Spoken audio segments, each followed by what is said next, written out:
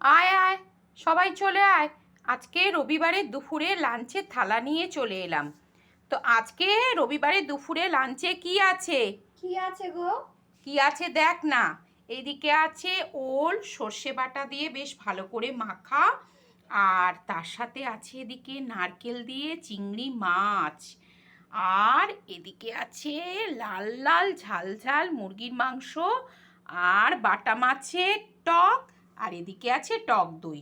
আর কিন্তু কিছু করিনি। আয়, এদিকে ভাতটা মেখে দিই, চলে আয়। এই সর্ষে বাটা দিয়ে ওলটা খেতে যা দারুণ লাগে না। দেখ, একটুখানি খেয়ে দেখ আগে কীরকম, খুব সুন্দর খেতে। খা, বেশ ঝাল হয়েছে, কাঁচা লঙ্কা দিয়েছি তো। আর এইটা দেখুন না, কি অপূর্ব, একদম নারকেলটাকে মিক্সিতে বেটে চিংড়ি মাছ দিয়ে একটু ঝাল ঝাল করে করেছি।